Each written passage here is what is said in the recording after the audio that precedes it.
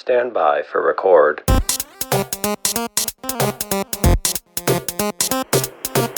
You're listening to Popcorn Forest. Round 2.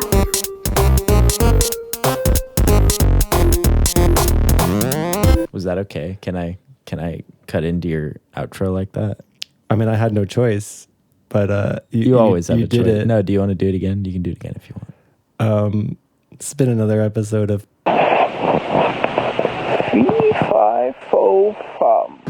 Oh, I'm sorry. You're talking to me?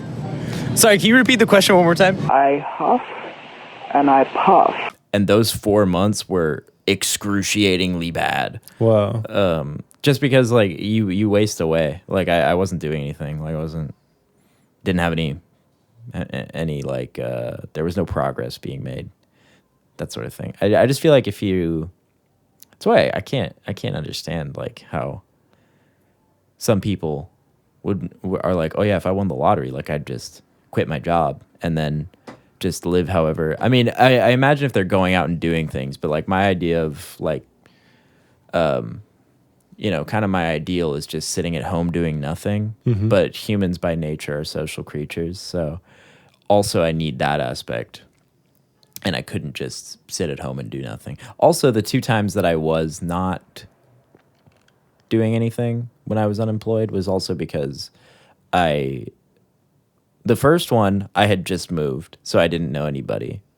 So the only people I was talking to was my family. So that's why, because if I had friends that I knew in North Carolina, like I would have gone and hung out with them, and like that would have been a substitute for the social aspect of like a job or school. But then the other time was when I moved here and I didn't know anybody. So I was just like talking to my roommate or whatever. And then I didn't get a job for the first 2 months, both times I moved, until eventually it became too much to where I was like, I need money to live. Also, I'm miserable. So I'm going to get a job, and that was just kind of the thing. Because I feel like it would be possible to not have a set schedule and be satisfied and happy as long as you have other things that you are occasionally doing. You're like substituting. Lawn bowling. Yeah. Or whatever it is. Like so just some structure or like some recurring like suite of activities or engagements would be enough to like supplement all the other time that's like unstructured. Mm-hmm. I would say so.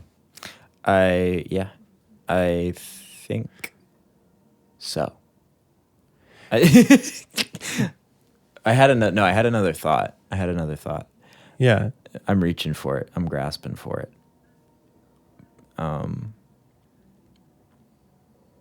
Reaching for a thought.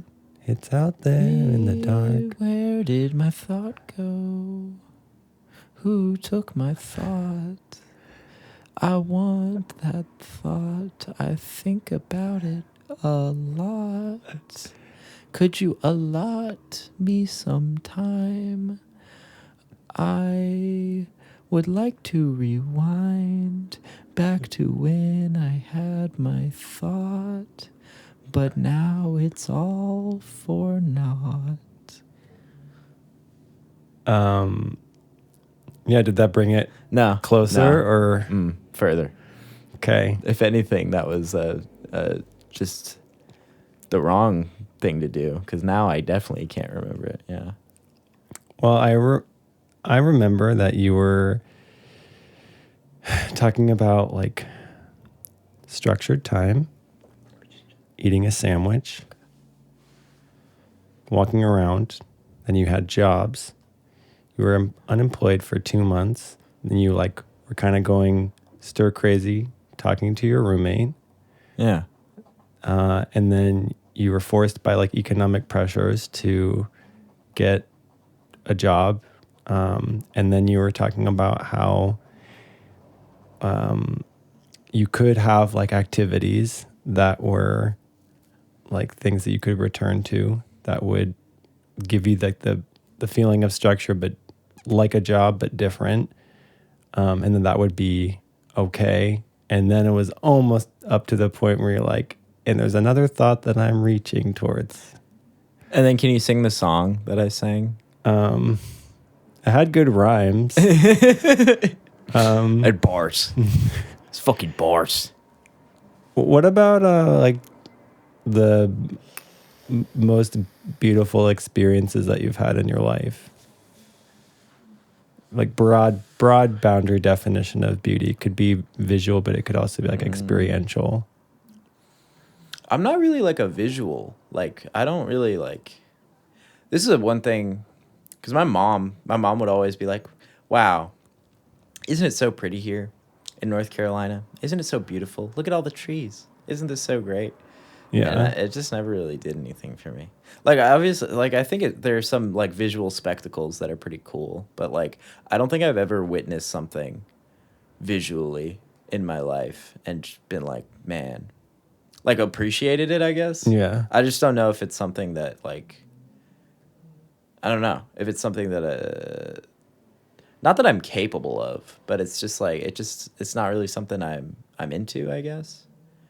Because I appreciate it and everything, but it's not like a huge thing for me, I suppose. I don't know. Most beautiful thing.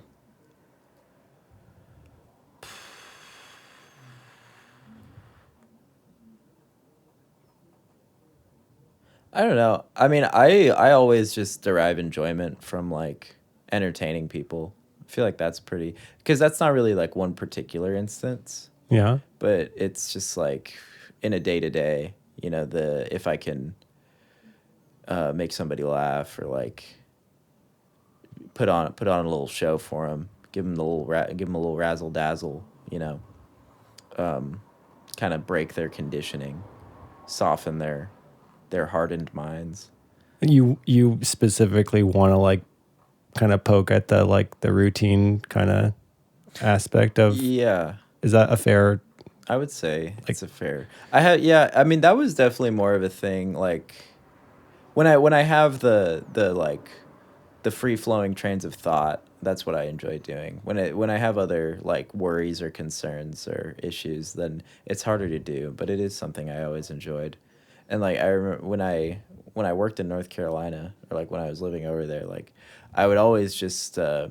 like, I made it, like, my specific purpose was, or something that I just really, my thing was always just telling people some really outlandish shit and just seeing how they react just because it was funny, you know? And it's cool, too, because, you know, I'm not good at giving people any sort of, like, I guess positive affirmation or, like pointing out good things about people, I guess. I'm just always like kind of talking at people or and never really like oh wow, like you're a really good friend. Like I've never really been that kind of person, but I've really enjoyed when people that I talk to like tell me like, oh yeah, you know, you're a funny guy.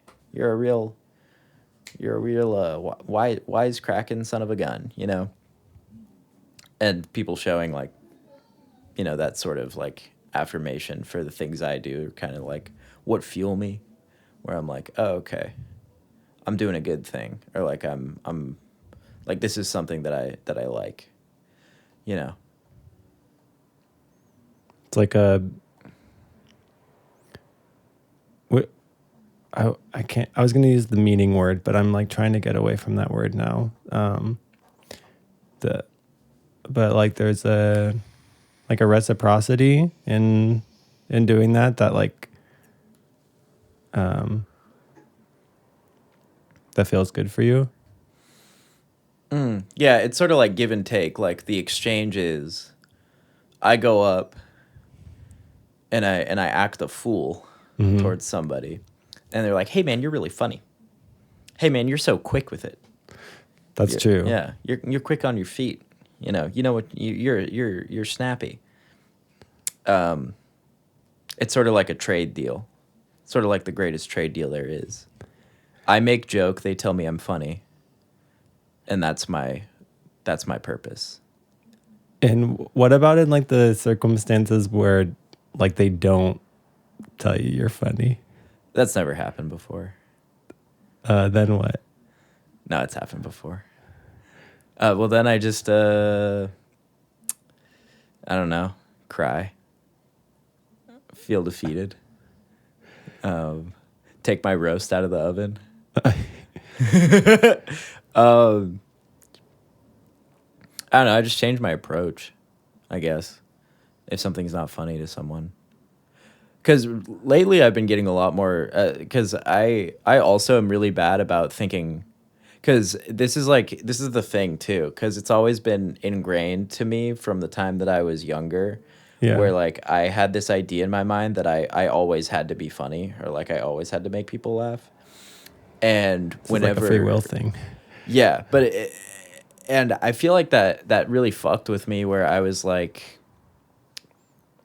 whenever like it's a group setting or whatever, and other people are making jokes or whatever, or if someone was ever being funnier than me, I couldn't just like stop and smell the roses and like enjoy it and be like, oh yeah, that's funny. Like, I don't know, there's like some sort of weird like sense of competition in my mind where I'm like, oh, I have to like compete or like do something better. And it was it's pretty self-destructive and not a good way of thinking. But yeah, so that was just kind of something I always kind of had to, kind of a mental trapping. And because of that, like I never really I think it's pretty bad, but like the hardest times I laugh are like at jokes that I make, where and I'm like, damn, that was a good one. That was a zinger. But yeah, I don't know. I wish I could just kind of like, and this is another thing where I feel like the mental trappings of a schedule and regiment and like what our purpose is and who we are. I just can't like fully let it go and just kind of appreciate like whatever the current circumstance is and just kind of be in the moment. It's always like there's layers to everything, you know, where it's like people's personalities and relationships you have with people, and what do I want people to think about me, or how do I want them to react in this particular moment to what I'm saying, or like how do I want to steer this this conversation, you know? Yeah. I think a lot about like for me it's like my way of like thinking about what you're saying is like, oh, is it like how do I live in the world in a way that's like present, and what does present mean to me? And I think one of the big aspects of like being present is that like there's either like a reduced or there's like even like no kind of like interior like monologue or like sense of like trying to like be aware of a lot of data and some sort of like, I don't know, like where I'm trying to stay ahead, or like I'm trying to stay on top of like all the information in order to like manage it the correct way. But I also because I'm asking myself that question like as we're talking, like, well, why don't you just like let go more often? But I know a big part of it is that I look back and I see all the times where I've said things that have been like hurtful to people, to where I'm like, well, I can't just let go, because if I do, like I can go so far in the other direction that it's like, you know, you can't just say whatever thought comes in your mind and like hope for the best, because then like that's how people get really hurt. And so that is a big thing that I've had to deal with, is kind of like taking things too far, taking jokes too far, and like it's always like, and it's because I feel like there are certain ways where we are as people where it's like you just kind of naturally are a certain way, and certain behaviors are ingrained in you. And I think after a certain point, you can keep apologizing for your actions, but and feel bad about it. So like for instance, with me, if I'm making jokes that are like basically like shitting on people or like obviously I'm not coming at it from a place of trying to like harm, you know, it's not like malicious intent. You're not like, I really want to like put this person on their knees, or like I really want them to feel defeated. It's like shock value, where it's like, you know, this is such a ridiculous thing to like a not good thing to say to somebody that's it's like, oh, why would you say that? And that's what makes it funny to me anyway. In my mind, it's like ruffling the feathers and if I keep doing that, right, and if I do that to somebody and then I apologize for it and I feel bad about it, but then eventually like I get in a good mood again and I feel fine, I feel secure, and then I accidentally take things too far again and make another joke like that, and then I have to apologize again. So then it becomes a thing of, do you actually feel bad and are you actually sorry, or are you just like trying to, because if you're actually sorry, the choice you have, the only choice to make is to stop the behavior, like and cut it out, and then actually like try and change and be better. So it's either that's your one option, and then the other option is just accept that this is part of who you are, and these are things you're gonna do, and you're going to upset people with jokes sometimes, and just recognize that sometimes you're gonna piss people off, and then they're not gonna like it, and just deal with the ramifications of that. So it has been kind of a weird thing where, like, throughout my life, I've not constant, but like it reoccurs to where I'll take a joke too far and I'll be like, oh, I shouldn't have said that. That was something I shouldn't have done, you know? And I don't know. It's like, but I think it's just something ingrained in me where that's like kind of what my humor is. And the problem is that we're not all going to line up as people. And I don't know if it makes me like a bad person for that, but I don't know. It's just kind of like, I don't know how much of that behavior is actually changeable and how much of it is. And I feel like that does sound like an excuse where it's like, well, you're not actually changing. Because I feel like mainly I just recognize like who doesn't react well to that kind of humor, and then I just change around them. But I'm not changing the actual, like, myself, you know?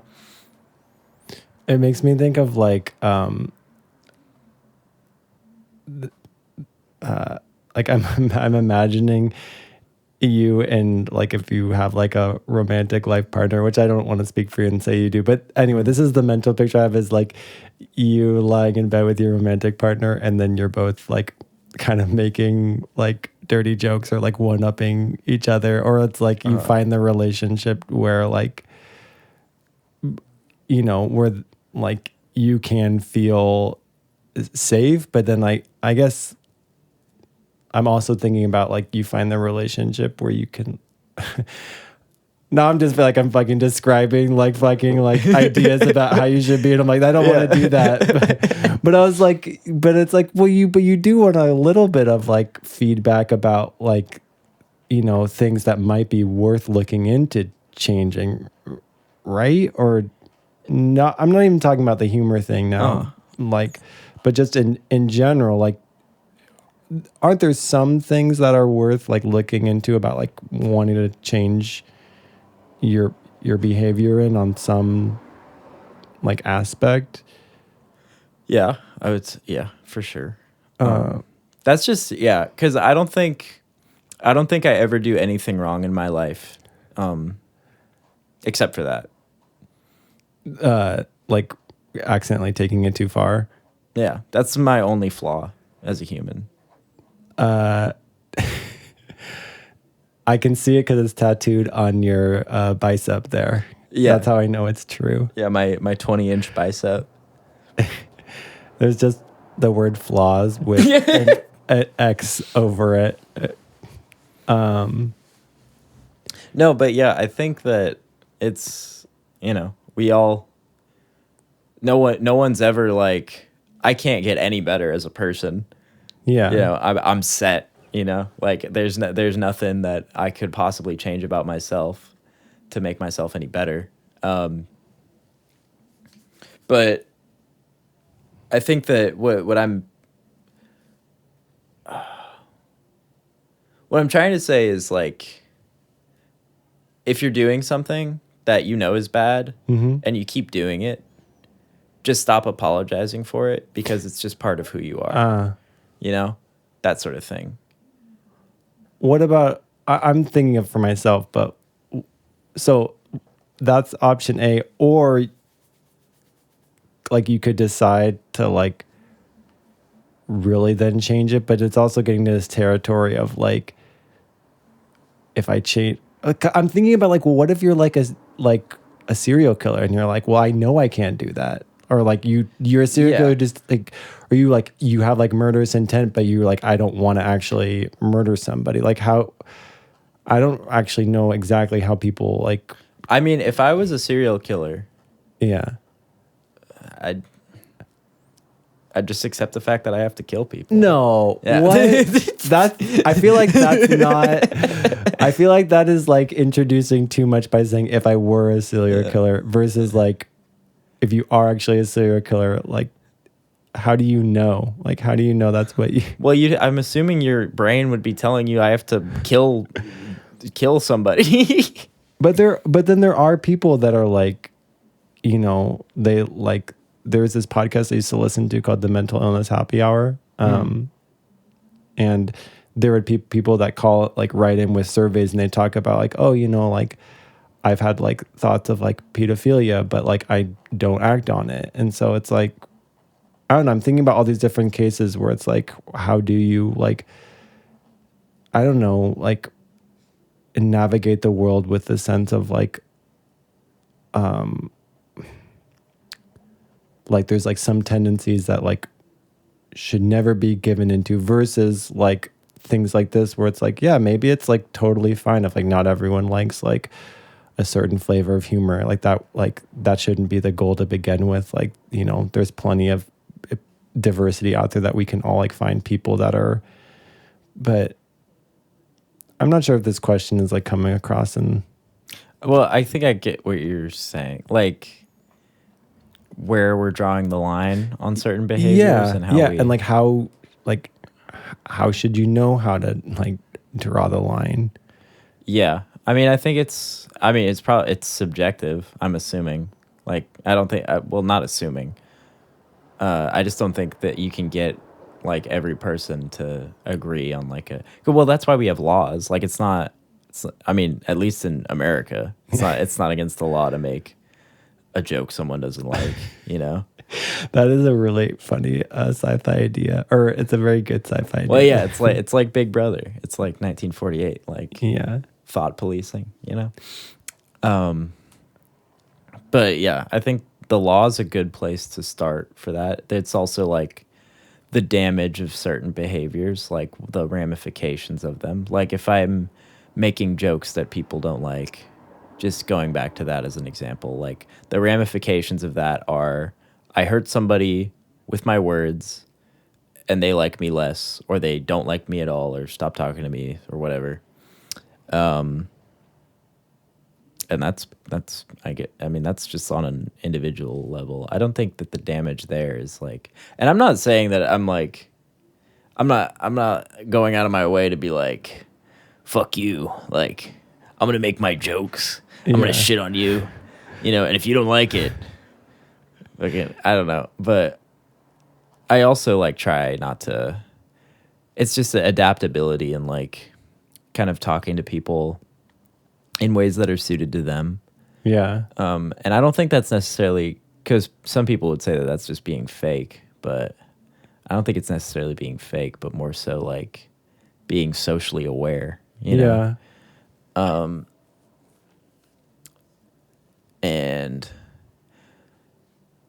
yeah, I'm more so talking from like a perspective of people like other people in your life who, like, if you have a problem with the way that other people in your life do things or like something that they're doing and you're like, hey, I don't like this thing that you're doing.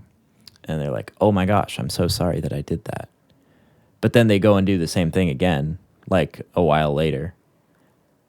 Then it's like there's no actual change that's happening. And it's like, well, don't say you're sorry then. Because you're not. You're not sorry if you keep doing it. Like the best apology is a change of behavior kind of thing. Yeah. I mean, it's like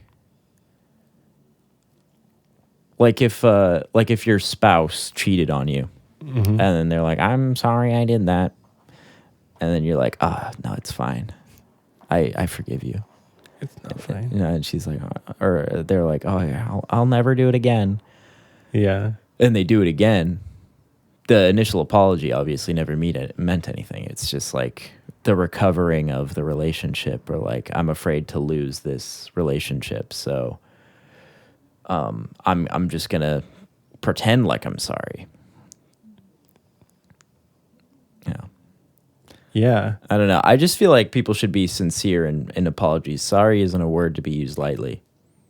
Like, don't apologize until like you can do it for real. Even if, I'm thinking of like, it's like, oh, it's better to have one good apology than like 11 like fake apologies. Yeah, pretty much. This is a fascinating theme. Yeah. I want to think about this for like the rest of my life. You know what I think about? I think about the fact that I've only brushed my teeth and peed at the same time once. Like, you're just like, oh, I gotta do it again, or like Like, it's just, I how want to did it feel only that. happen? Like, the thing is, I want to feel that high again. Yeah. But at the same time, now that I know I've done it yeah. once already, it's not going to be the same. There's no time like that first, that rush of realization. What else is like waiting out there for you to discover?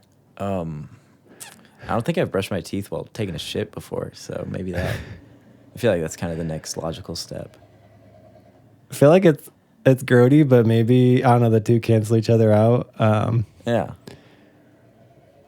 Well, it's like you're cleaning the entrance Yeah. while dirtying the exit, essentially.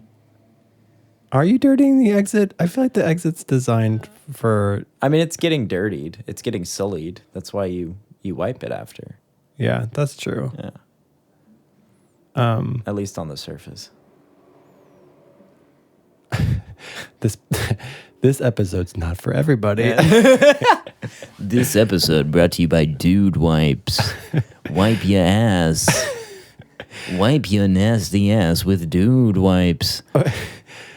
What about places in your life where you've had the experience of like persevering or like working really hard at something in spite of like feeling like maybe it wasn't worth it, but like doing it anyway, and with the possibility of like multiple outcomes of like realizing that it wasn't really worth doing, putting in the effort, and or times where like it was worth putting in like a lot of effort? I guess school's the big example for it not being worth any effort, because Really? Yeah. I went to community college in North Carolina, and when I started, it was what I think it was 2020. Yeah. Cuz it was right when COVID started. So I was in school for like a couple months, and then COVID happened, and then I dropped out. But I like that whole the whole situation that I handled it was like the worst possible way I could have ever handled dropping out, because I initially enrolled and I had just moved states. So I didn't qualify for in-state tuition. So I was already paying 3 times the amount that I would have if I had just waited a year to go. And then I was doing terribly in my classes anyway, because I was working at the same time. and I like just kind of thought I could wing it, like I always did in school. But I had never worked in high school, so I didn't have to deal with the balancing of the two. And I took way too many classes, and I think I had like 4 or 5, I think, while I had a full like working 5 days a week. 3 is like a lot. Yeah, so to work. Yeah, I would go to school in the morning and then go to work after. And it like left me no time. Like I would have math exams that were due at like 12 and I would get out at like 11:30 and it was shit. And then I ended up dropping out, but it was like when they had shifted to online class. But then I made the decision to drop out, but I was way too lazy and I didn't do it in time. So I could have, instead of dropping out, because it like during COVID you had the choice to withdraw and it would like none of it would go on your record or anything. Oh, okay. And I think that might also be a thing, like if it's early enough in the school year, just in general. I'm not sure, but I waited too long and I just dropped out from all my classes, but they're all on my permanent record as me failing the classes. Oh, okay. So I spent like almost $3,000 on a semester just to fail every single class Nice. and then never go back. So that was probably the one time where I was like, man, that amounted to nothing. That was a waste of time and money.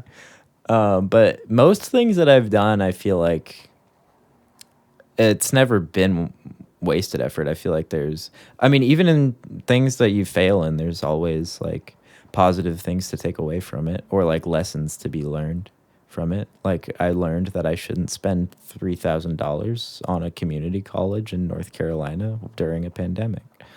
It's a very specific lesson to learn, but I learned it regardless. Yeah. And then like, working at different places, it's like you just get different experiences, just meeting like different people, I guess, and different people in like managerial positions or just like and the circumstances that bring people to these jobs where it's just kind of interesting to me. Like just the fact that everyone has their own circumstances and we're all like the main concerns of ourselves, and Like we're all looking out for our own lives and our survival and we're always number one to ourselves. And it's pretty interesting to take a step back for just a moment and not think about myself. Yeah. And just kind of like look around and be like, wow, all these people are like, they got their own shit going on. Like they're pursuing their own goals. It's pretty cool. It's like we're all in a movie, but we're all the main character. But you're just like watching the different director's cut of each character. Oh my God, I love that. Yeah. You can like press the remote and you can switch the point of view. It makes me want to like make I mean, I think that's what like good movies are about, but I've always liked movies that are like about like 5 or 6 characters and it's like all their points of views, or there's like I'm thinking of like Lost, when there was like they would do the backstory of like every character. And I remember the first time seeing that and be like, this is so cool. It's like every character matters, or like every character is unique, and then you like can't well, and they all connect to each other with their backstories, like how they got to the island and everything. I forgot about that there's like you're saying that they were like their timelines were connected before they get actually like on the plane. Like there's certain like you'll see in one character's backstory like circumstances or like a reference to another character and how like they all kind of affected each other or like their destinies intertwine. I loved Lost in 6th grade. I loved Lost. Oh, yeah. That's cool. I like binged it for 2 weeks straight, and then it was the only thing I was doing. And then after I finished it, I fell into a deep depression because I didn't know what to do with my time anymore because all my free time was devoted on Lost. So I forgot what I usually did. Yeah. You're like, now what? Yeah, and I had to recover. Also, the ending was pretty bad. But I struggled with, I struggled with the sense of like watching it. Where you're like, I don't think this was like conceived like as a whole group of like stories coming together. If it is, like, it doesn't feel that way. But I never made it. I made it to like season 3 or 4, and then I was like, okay, yeah, that's when it was still really good. and then I like heard about the ending, and I was like, oh, this is like interesting. But I'm like, I never met anyone that was like, you got to see through the whole thing to like, I don't know. Yeah, I really hate it when shows, because I feel like with some shows where they go on for a while, Yeah. you can kind of tell that like there was never a set plan for how it was going to end or like how things were going to progress. They were just kind of like making shit up on the fly and just kind of rolling with the punches. Yeah. So like that happened with Lost, and then they did that with Game of Thrones too once they ran out of book material. Yeah. That should be another interview. I'm going to find somebody who worked on Lost and on Game of Thrones, or just somebody who's worked in What's his name? JJ J.J. Abrams. JJ Abrams. Yeah. I'm going to Get JJ Abrams meet on the podcast to talk about Honey. JJ Abrams on Popcorn Forest talking lens flares.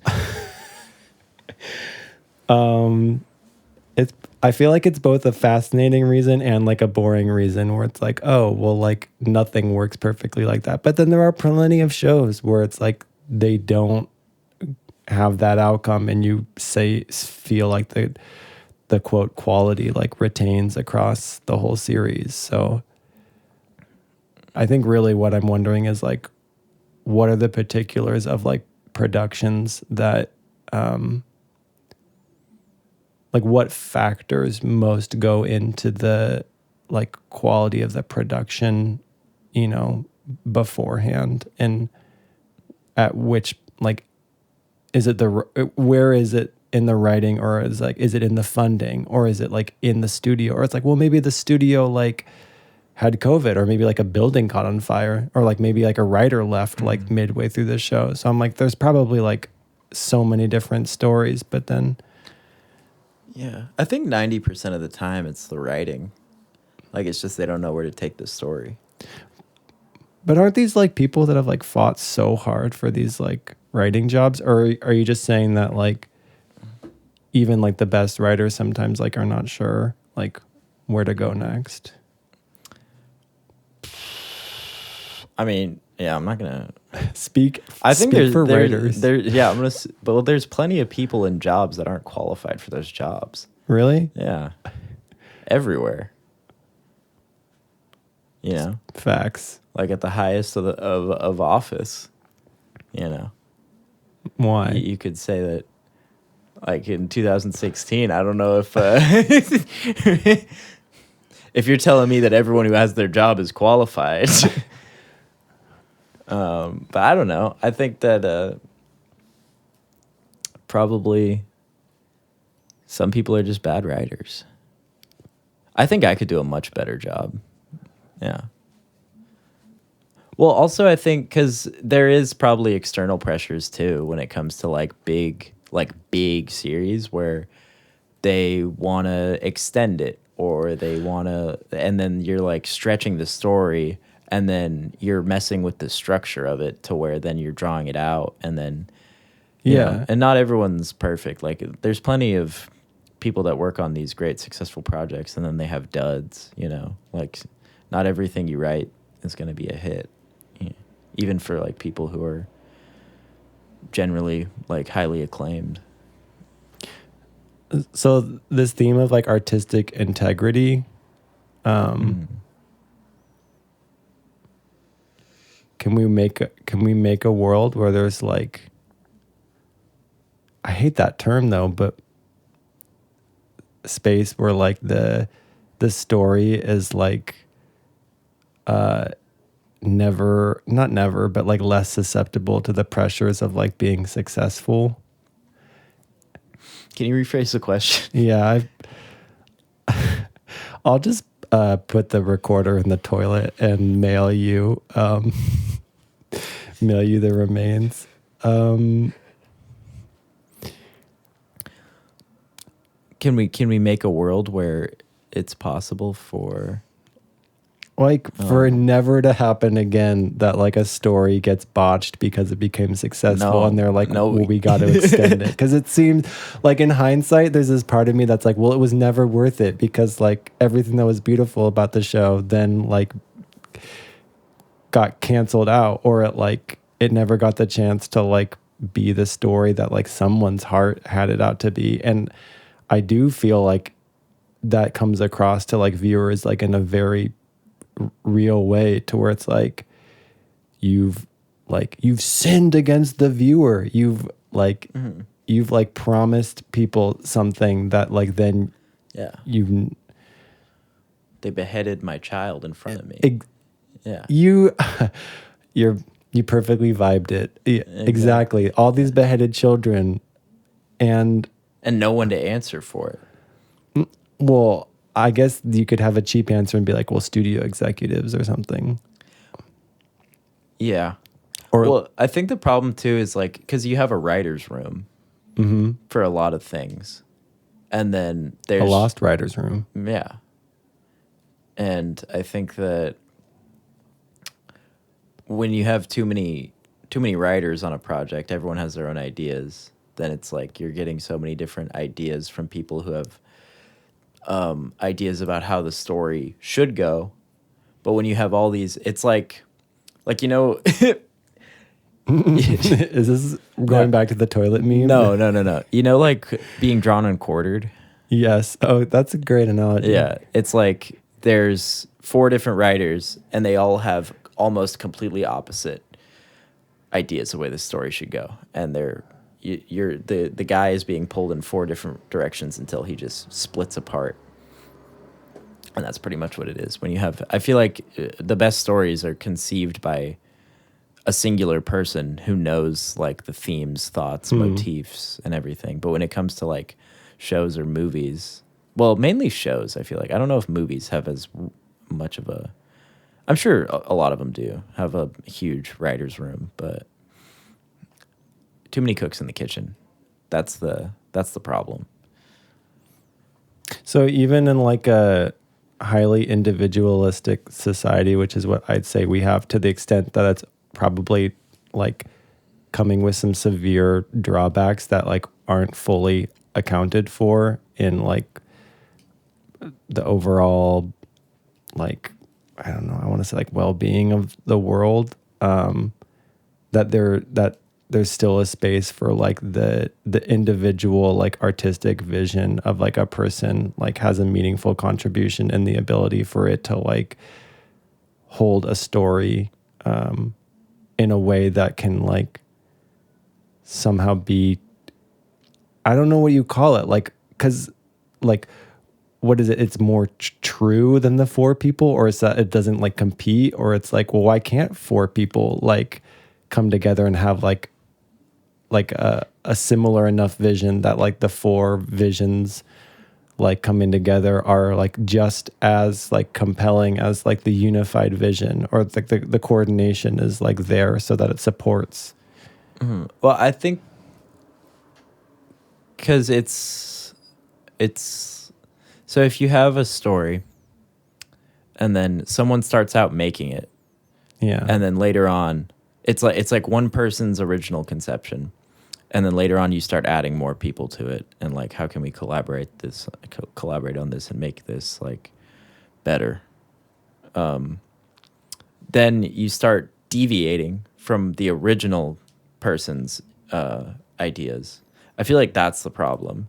And sometimes it can make it better, but I think that it's just harder to make a cohesive narrative when it's multiple authors like adding in their own thoughts and like conflicting with, because then if they have 2 drastically different ideas of the way a story should go, yeah, then they're probably just going to end up compromising and meeting somewhere in the middle, and then neither of them are fulfilling their. But why didn't they flesh that out when they were doing like the hiring, or why didn't they flesh it out when they were like, I don't know, working on one episode? Or is it just takes time and you can't throw like a bullseye dart every time? Like, It's just because they need to pump out episodes and make money. That's why.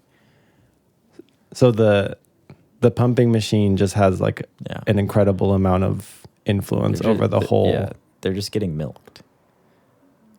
It's a constant milking. That's very sad. Yeah, it's not good. I wish it could be different, but I don't know. Can a podcast make it different?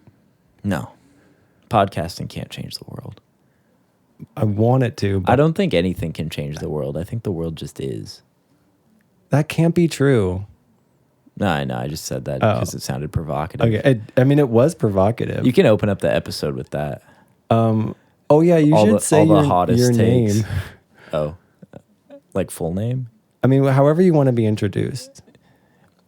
It's me, Luke Fisher, and you're listening to Popcorn Forest. That'll be the start of the episode, unless you record some poetry. Not a big poetry guy. No. Not if there's multiple authors. Maybe I can only too many cooks in the poetry too many kitchen. cooks in the kitchen. Like this poetry, like it was really good up until the fourth stanza, and I can tell after once they hit the fourth stanza, they added like 5 people to the writer's room, and it all started like getting really disjointed. Oh, okay. I feel like there's a part of my brain that's like, bro, you really need to wrap this up and like ask like 1 or 2 finished questions. And also another part of my brain that's thinking about like, what about this notion that like there's like a bajillion bacteria in us, right? Or in like a bajillion cells. I promise this. Where are is- you going with this?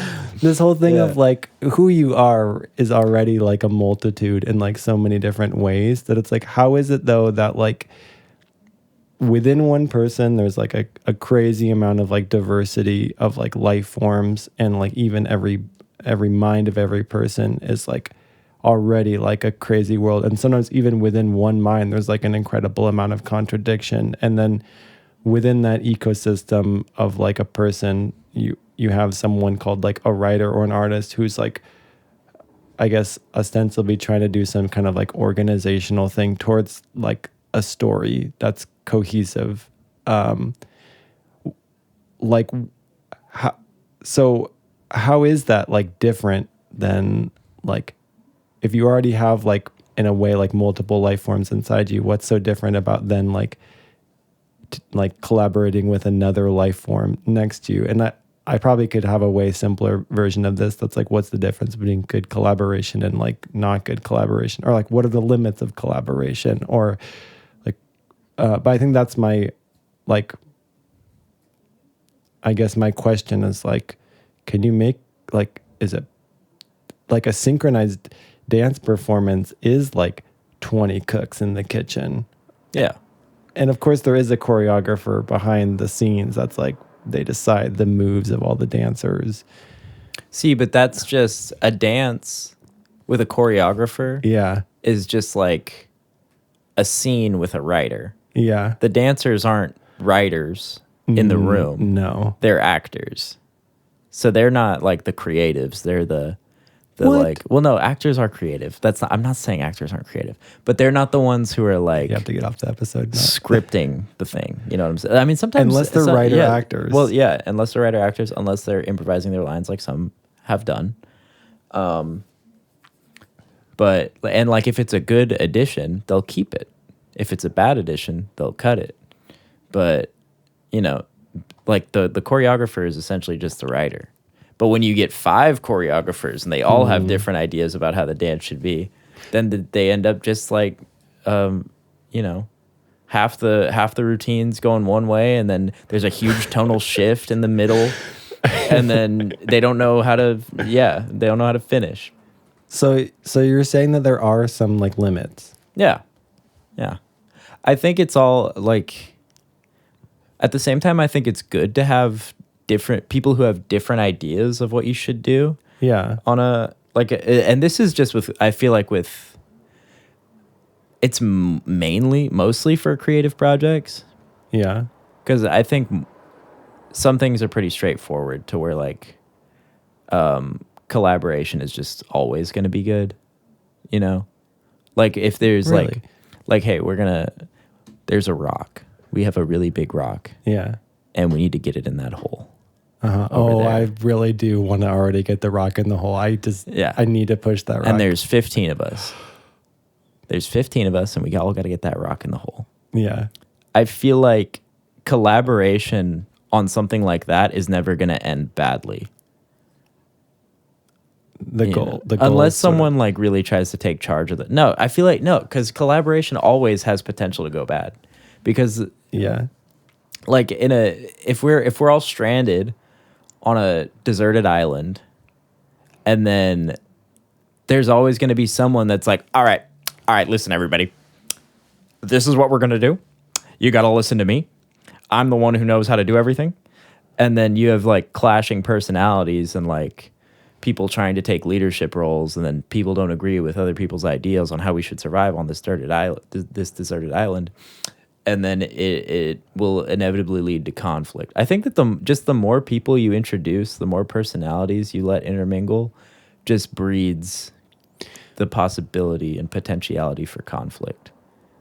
So in this like in what you're saying is then different than like you have like multitudes and multitudes and multitudes of cells in your body that are sometimes get in conflict. Like sometimes cells become cancerous, but like on the whole, like you got a shitload of little like creatures like Wriggling around inside. wriggling around kind of more or less like towards like a somewhat of a unified, I mean, like your body, I would say on the whole, like tends to be more organized than disorganized, and that like usually people don't end up being like self-quartered by their like wayward biology.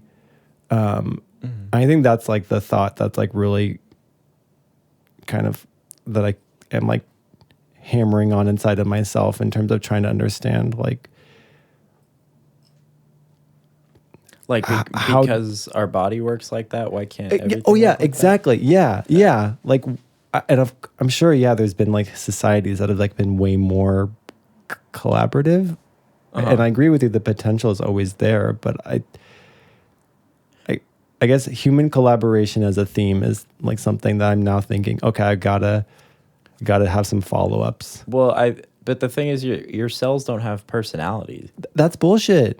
No, it's not. I think there's now like, I don't want to say research, but I think that there are people who are like working in biology that are like now starting to talk about like that even on like sort of these really minuscule levels that there like is a kind of like agency that is like that goes down like in the scope to the level of like tiny little life forms. And I don't, of course it's not the same as like the agency of people.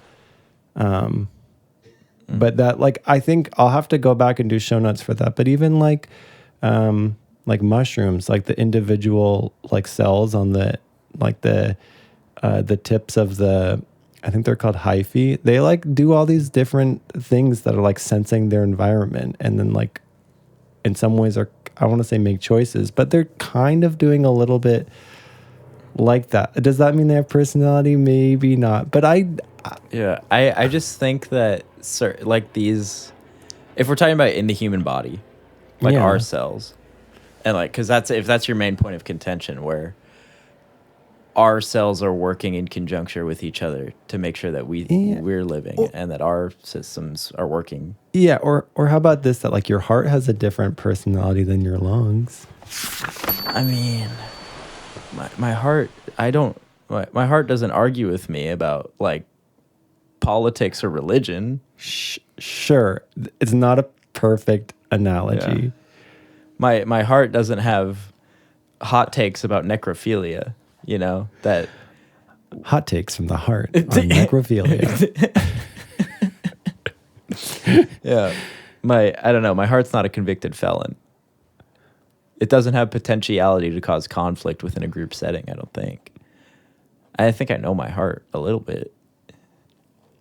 But when you get to this, like, there's some level that you can like cross into like the territory of like human personality, where like the potential for like, would you say the potential for unity and like disorder is greater, or do you think it's biased towards like disorder once you get to like the level of human personality? Yeah, I just think that the higher you go in terms of life, because certain forms of life are so infinitesimally small that they just exist and have their purpose, and like they do their duty, like you know, the heart pumps blood, like that's its function. It does a lot more than that. I mean, but it's not like, oh man, I'm getting tired, I need to go lay down, you know. Like, yeah, like it doesn't have agency like that fully, right? I don't know.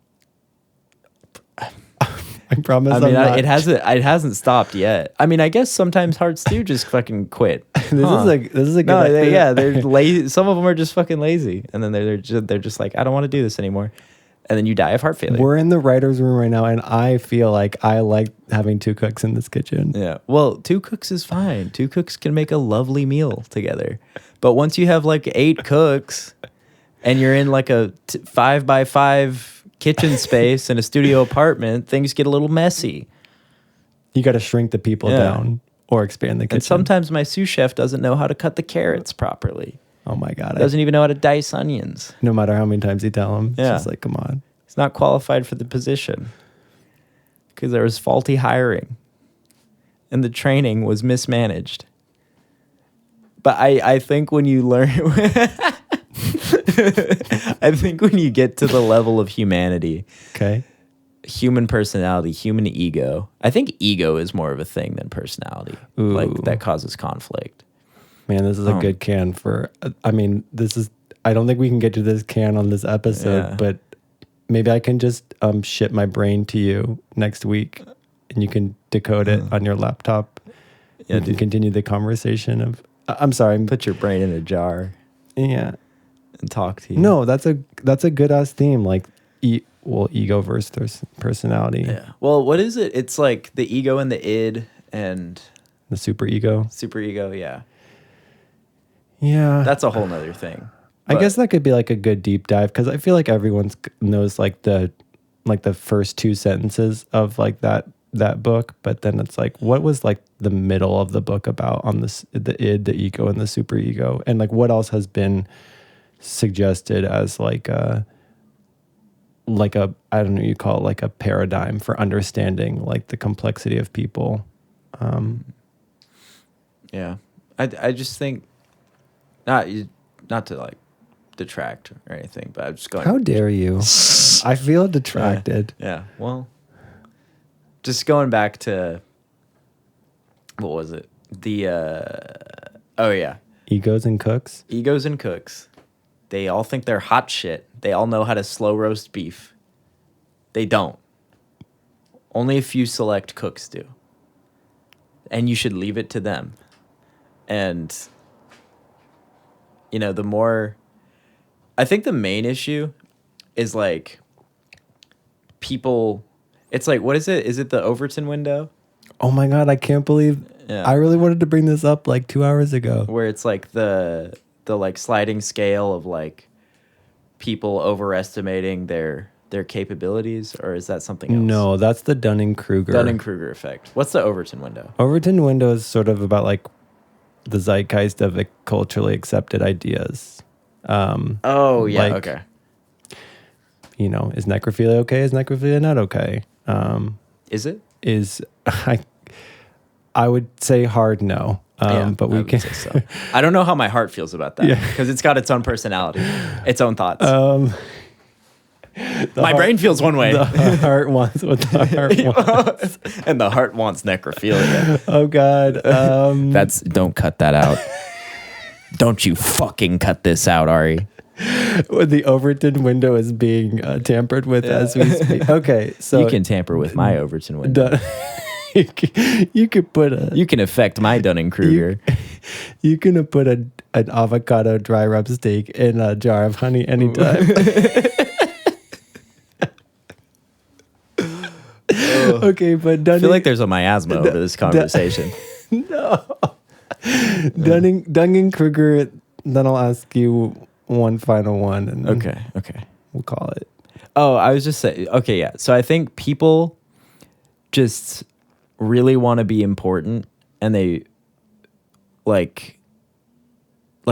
one wants to I mean, certain people are satisfied with just like basic things, but I feel like everyone wants to feel like they know the right way to do things, or like they they know 100%. like what their ideals for society are, like what society should be. And people that- don't like feeling well, lost. Yeah, and that's like what having a system of beliefs is. It's like if you believe something, that's how you think things should be, you know? And if those are the things that you believe, like, I don't want to say that like naturally you think that everyone should think that way, but it's basically you trying to assert your will of like how society should be on others. So I think just the fact that there are different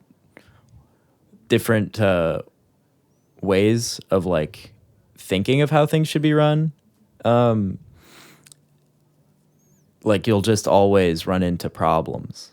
Like unless we all were pre-programmed Yeah. to think and believe the exact same thing, and Yeah. we lived in a completely like non-individualistic society, Yeah. war and conflict are inevitabilities that will happen. The only thing preventing us from that right now is mutually assured destruction. I don't know enough about that topic to have like an informed opinion. Well, just the nuclear option, where we're going to destabilize the economy and the livability of the planet too much, and that's why we don't really. I mean, obviously there are wars happening right now, but like we're not. At least I don't think, unless you get someone really fucking nuts in one of these like major powers, like whether it's us or like Russia, China. I mean, not to say that they aren't nuts now, but like unless they threw all caution to the wind and they were like, I'm gonna nuke, like I don't care, like I'm gonna use the nuke. Yeah, just like nuke or like go home, or nuke or go home. Yeah, like I don't think we're ever gonna, not ever. I don't think we're currently gonna see any major world conflicts. Like I don't think we're gonna have another world war, at least on a major scale, to where it's actually escalating to the point where we're nuking each other, you know? I hope not. I mean, it's super bizarre to think about this because you're like, there's no more podcasting, or what would the podcast be like in the? And I know people want to hear my thoughts on the realistic like chances of World War III. That's what people came to listen to. Maybe. I mean, I think it's interesting. Yeah. I mean, I don't know. Mutually assured destruction. Yeah, there's not. Suffice to say that like we're at a place now where to like take an inch, or what's that expression? Like, you know, you can't really just do like one nuke, or maybe you could, but it's like if you open up the can of worms, you could really open it up really badly. Yeah. And I don't want to imply that I'm saying that there's not like people going to war, and like, because obviously there's the stuff with Ukraine and like in Palestine and all that right now, but like, yeah, I'm just speaking solely from the perspective of like, we're not going to be drafted. I don't think it's going to get to that drastic point where like we need every able-bodied man and woman, because like the whole world is like fucking gunning for each other, you know? Yeah. Like I'm talking like end game level war. I mean, that would Total be war. like, it's hard to talk about it in a way where it's like we're on the other side of this like alternate, potentially possible reality, but like hopefully one that's like very unlikely. But like, if that were to happen, it's like insane to think about the amount of just like the day-to-day life for like so many people would change if like the whole, or, I mean, I don't even know what it means to like do total war, but let's say like the top 10 like, you know, economic superpowers, or like, you know, the top 10 like most populated countries. I'm like trying to play like World War III simulator in my head. I'm like, I don't even know if this is a good thing to be doing, but just that, like, yeah, like total war would like completely change like the lives of so many people in a way that I think it's like unrecognizable, I guess, except for previous wars. We were like, yep, like it's just down to like eating and sleeping now, and like trying to like not get bombed. Yeah.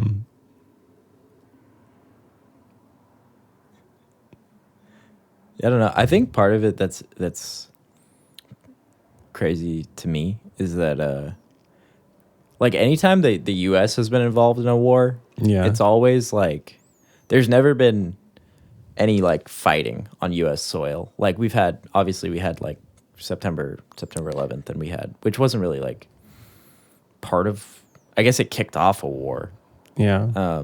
And then Pearl Harbor, but that was like an isolated like attack on Pearl Harbor. Right. It's not like we were like having people like in firefights in Chicago, like people invading the US, you know? And that's something that we've never had to deal with. I mean, I guess like the Civil War, right, is like the or Well, yeah, I think when the British like burned down the White House in like the 1780s. but no, like I think kind of to go back to what you're saying, like no modern like saying between the Civil War 1900s. too. But the Civil War was us fighting against each other, so yeah. But not the way that like, you know, Ukraine is like getting the shit bombed out of it, or people in Gaza, or every other place that like is Don't want to be exclusionary. the home turf. Yeah. of- Yeah, it's one thing when it's in your backyard. It's like another thing when, because you know, like all the stuff with like when we were in Iran and Iraq. Yeah. It's like I was sitting at home right. reading about it. 100%. Yeah. Like no one came here, but we sent people out there, and they definitely had to deal with it, you know. So if we just had a war on American soil, then like we would have empathy. I think that's what I need. Empathy, not war on Cut that out. Cut that part out. The more that we've talked, the more I'm just like, fuck it. We're just releasing the whole episode minus like 15 minutes where things were just getting started. Yeah. Well, maybe. If you're listening right now, you get a free. You get a gold ham. star. You get war in your backyard. That's what you get. You're getting drafted tomorrow. You're getting drafted on Popcorn Forest. We're going to send you to the battlefield. Lace up your boots, grab your weaponry. It's time to go to war. We endorse war here on Popcorn Forest. I'm Give us your oil. provoked into silence. We're coming for your oil. How do you want to end it? Did you have another? I thought you had another question, because that led from me. That was Yeah. me talking about War. how ego leads to conflict. Oh, and yeah. Good. Yeah, I was like,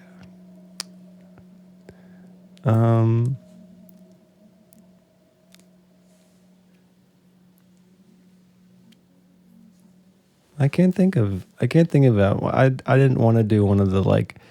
I really want you to wow me. Like I want a really good, like, solid final parting remark.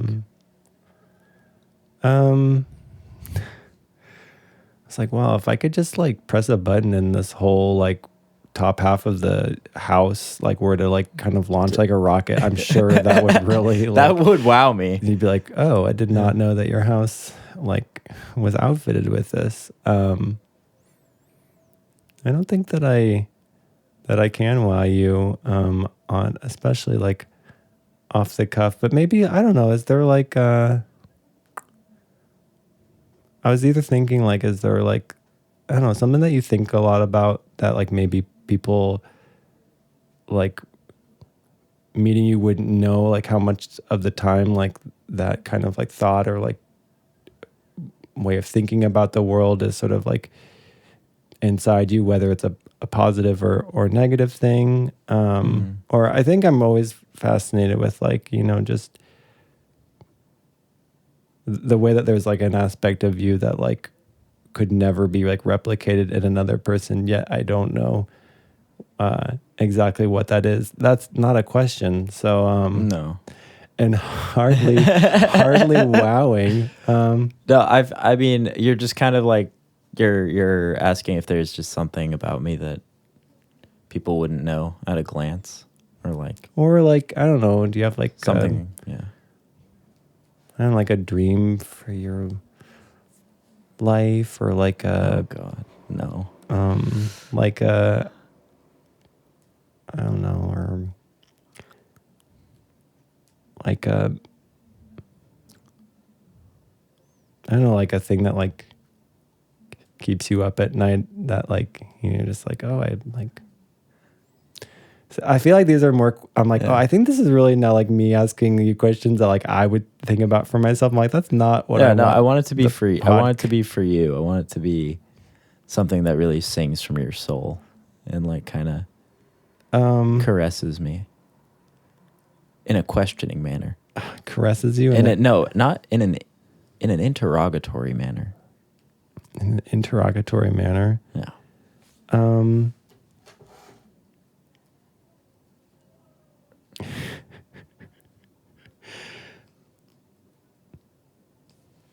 What are you gonna do after this?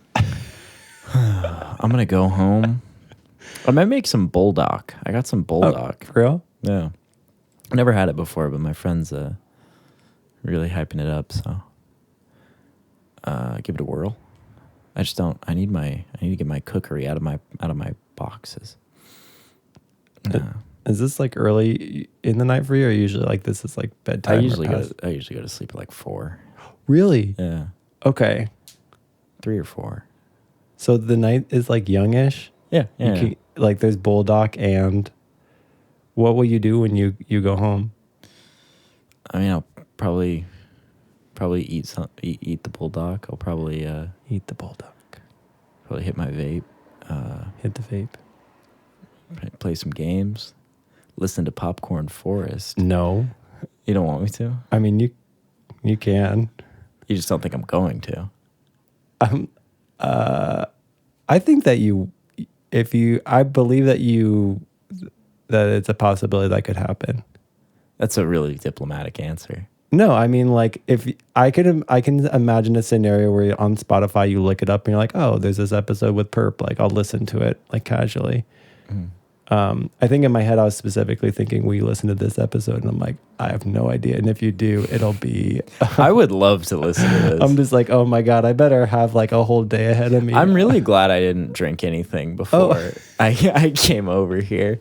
No, because I was like, maybe I could do that. Maybe it would like loosen me up. But I was like, no, I feel like it would really like be like against the spirit of this to like feel the need to be inebriated to talk to somebody. Yeah, no, it's not that it because I'm pretty uncomfortable like all the time, like in my own mind. Really? Like not to like an insane degree, but like I'm always like, I don't know, like I always feel like a level of weirdness when I'm talking to people, because I'm always going through like the game plan in my mind, or like the like, okay, they said this, I'm gonna say this. Yeah. They said that, I'm saying this. like thinking. I'm always thinking about what I'm supposed to say, or like what I am going to say, you know, or like, because I try not to, like, I want to start conversations with people or like talk to people, and then sometimes it's just like I don't really know what to talk about, and then I feel like I feel really weird about like mundane conversations where I'm like, how's your day, you know, like how's your day going, because sometimes it feels like more out of like obligation or just because it's a default where I'm like, well, that's not exciting or interesting or fun for me to ask them that. Like, I don't think that that's like a fun thing personally. So if I have to do that, then I'm like, I've failed. I haven't started a proper like satisfying conversation for me. Because I mean, maybe that's a bad way of approaching it, but like when I start conversations with people, I'm mainly focused on like deriving enjoyment from it for myself. Like I guess it's because I'm not viewing it as a collaboration between two people, you know. And you know, most of the time, like obviously, it's going to be just because by nature of participating in a conversation, you are collaborating. But Like, I guess I am selfish with my with my conversations in the sense that I will force a conversation on somebody. huh? Not a specific topic or like a specific subject, but I just really like I'll interject myself. If I'm at work or whatever and I see two people talking, like this was more of a thing when I was first starting, but I would always go up and just kind of be like, "What's going on, guys? What's up? What's happening? You're interacting with me now. You have no choice. It's me. I don't care what you were talking about before. It's me. I'm here now. Talk to me." So that sort of thing. I feel like the ones we did are satisfactory. Yeah, I don't know. I feel good.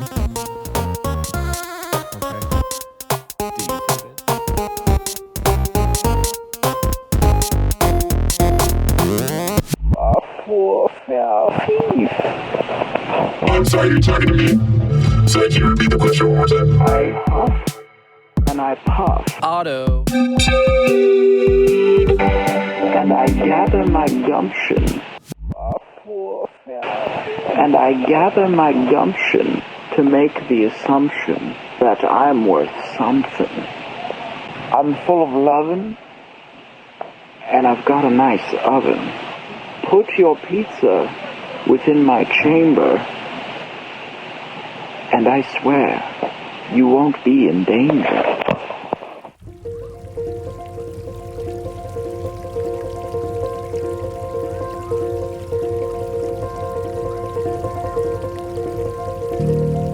Popcorn Forest, episode number 5, featuring Luke Fisher. If you want to check out Popcorn Forest and support the show, you can do that on your browser by going to popcornforest.com, and there you'll find a support tab. You can also see the different places that Popcorn Forest is distributed. And possibly, it's coming to a theater near you. I think that's it for this week. We're gonna have some show notes to take it out, but we're gonna let this piano song play out. Oh, and have a great week.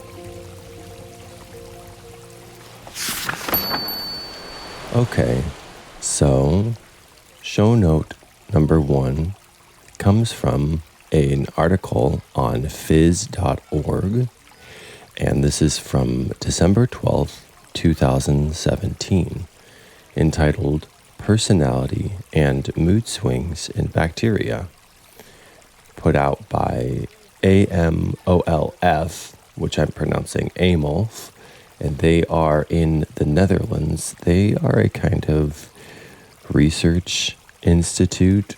Their mission here on their website says to initiate and perform leading fundamental research on the physics of complex forms of matter and to create new functional materials in partnership with academia and industry. Okay, so back to phys.org. This is bacteria can control where they go using a signaling network of protein molecules. Scientists at Amos have developed a microscopy method that allows them to see how individual bacteria use this network to make decisions. They published that the bacteria are surprisingly diverse in personality and mood. The team published its findings in the scientific journal eLife on December 12, 2017. Bacteria, being single-celled organisms, do not have a nervous system, but are able to control their movements using a network of protein molecules that interact with us in a special way, much like the nerve cell circuits in our brain. For example, E. coli, a harmless bacterium that lives in our gut, knows how to interrupt its otherwise straight swimming motion by occasional tumbles that sets it off in new random direction, says Tom Shimizu, group leader of Amos Systems Biology Group. E. coli uses sensor proteins to detect things like food molecules or toxic chemicals to decide whether life is getting better or worse as it swims, and controls how often it tumbles to make sure it ends up in a good place. Zooming in on single cells. For many years, researchers have studied how these molecular circuits in bacteria like E. coli respond to changes in their surroundings. But this relied on experiments where the signal had to be averaged over hundreds of cells. Johannes Kijkstra, a PhD student in the group of Shimizu, led the effort to develop a microscopy method that enables researchers to see how the protein network in each individual bacterium responds to changes in the environment, for example, the abundance of food. Personality. The bacteria used in the experiments had the same DNA sequence like identical twins, and were also grown under identical conditions. Nevertheless, researchers discovered that the protein network in each of them, personality, the bacteria used in the experiments had exactly the same DNA sequence, like identical twins, and were also grown under identical conditions. Nevertheless, the researchers discovered that the protein network in each of them behaves differently in the same chemical environment. Each bacterium seems to have its own personality, Kijkstra says. For example, we found that the chemical concentration to which bacteria respond varies considerably between bacteria. Mood. Apart from the clear differences in responses between bacteria, Shimizu and Kijkstra also saw that within each bacterium, the molecular activity could change considerably over time. They witnessed the way that protein molecules in bacteria interact to control movement is not steady, but is constantly varying in time, even in quiet environments with no changes in the amount of food or toxins. The moodiness of cells means that the mechanism with which they decide to tumble or swim straight on does not receive a steady input, but instead an input that varies randomly. The researchers believe that these varying molecular messages must be caused by chance events within the cell. We think that the bacterial individuality we found is not due to either nature, meaning DNA sequences, or nurture, meaning features of the environment, but rather to random events like molecular collisions inside the bacterium's single cell. A classic example of what physicists call noise. Shimizu says, importantly, the bacteria did not produce any new proteins during the experiment.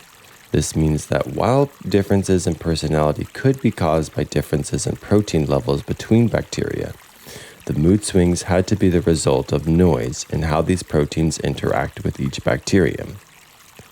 I'm going to skip the rest of the article. There's a last little section that says random search for food. Okay, and then we also have an article coming from mdpi.com, which is looks like a scientific journal. In the header of the website, we've got a little menu that is showing that this is from the Journal of Transplantology, Volume 5, Issue 1. And the title of this is called Personality Changes Associated with Organ Transplant, by a whole host of people, including Brian Carter and Levine Koshna. And let's see, I'm just kind of scrolling through here. I'm going to read the abstract. Personality changes have been reported following organ transplantation. Most commonly, such changes have been described among heart transplant recipients. We set out to examine whether personality changes occur following organ transplantation, and specifically, what types of changes occur among heart transplant recipients compared to other organ recipients. A cross-sectional study was conducted in which 47 participants, 23 of which were heart recipients and 24 were other organ recipients, completed an online survey. In this study, 89% of all transplant recipients reported personality changes after undergoing transplant surgery, which was similar for heart and other organ recipients. The only personality change that differed between heart and other organ recipients and that achieved statistical significance was a change in physical attributes. Differences in other types of personality changes were observed between these groups, but the number of participants in each group was too small to achieve statistical significance.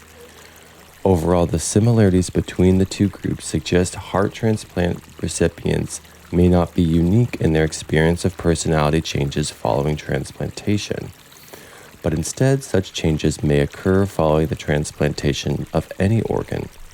With the exception of physical attributes, the types of personality changes reported were similar between the two groups. These findings indicate that the heart transplant recipients are not unique in their reported experience. Okay, that was like a duplicate sentence almost. Further studies are needed to deepen our understanding of what causes these personality changes.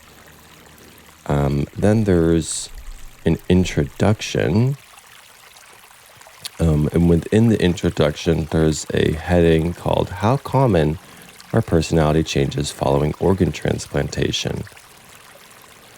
And this says, a Swedish study looked at the personality changes in 35 heart and kidney transplant recipients for 2 years following their surgery.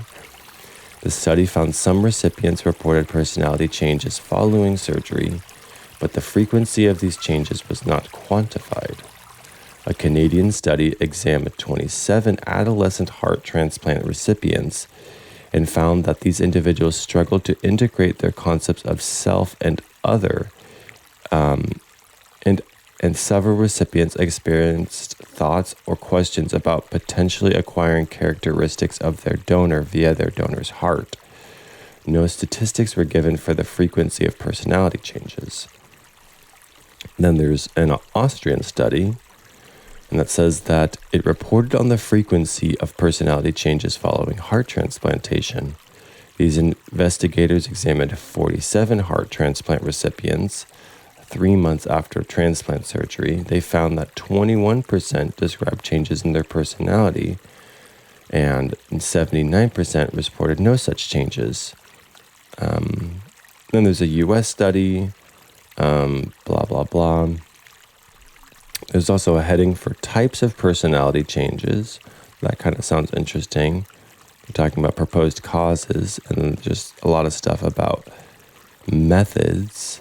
I'm just kind of scrolling through, and this is into the discussion area here.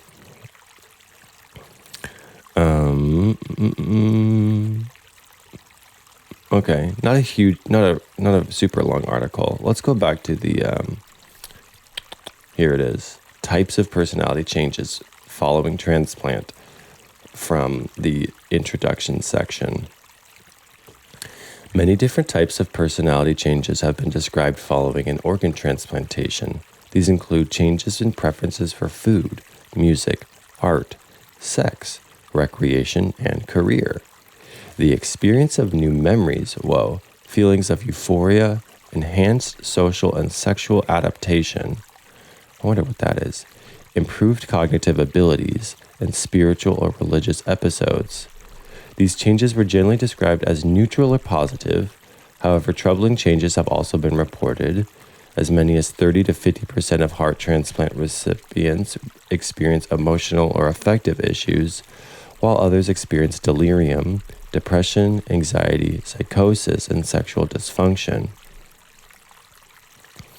A report in the lay literature describes the case of Claire Sylvia, who reported changes in her personality, preferences, and behaviors following a heart and lung transplant at Yale New Haven Hospital in 1988. Following surgery, Sylvia developed a new taste for green peppers and chicken nuggets, food she previously disliked. That's crazy. As soon as she was released from the hospital, she promptly headed to a Kentucky Fried Chicken in order to order chicken nuggets. She later met her donor's family and inquired about his affinity for green peppers. Their response was, "Are you kidding? He loved them. But what he really loved was chicken nuggets." That is so crazy. Sylvia later discovered that at the time of her donor's death in a motorcycle accident, a container of chicken nuggets was found under his jacket. Okay, and then in addition to changes in preferences, some recipients described new aversions after receiving a donor heart. For example, a 5-year-old boy received the heart of a 3-year-old boy but was not informed about his donor's age or cause of death. Despite this lack of information, he provided a vivid description of his donor after surgery. He's just a little kid. He's a little brother, like about half my age. He got hurt bad when he fell down. He likes Power Rangers a lot, I think, just like I used to. I don't like them anymore, though. Subsequently, it was reported that his donor had died after falling from an apartment window while trying to reach a Power Ranger toy that had fallen onto a window ledge.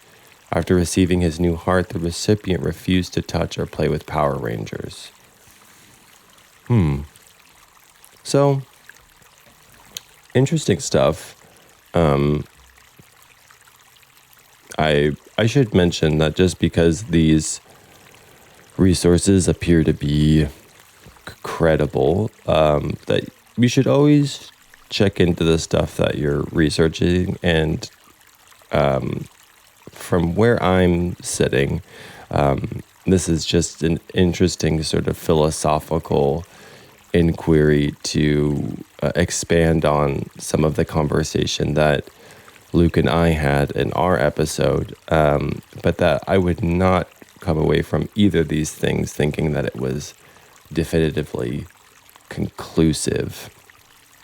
There's just so much in science about making assertions that it is kind of nice when it's just interesting, curious stories.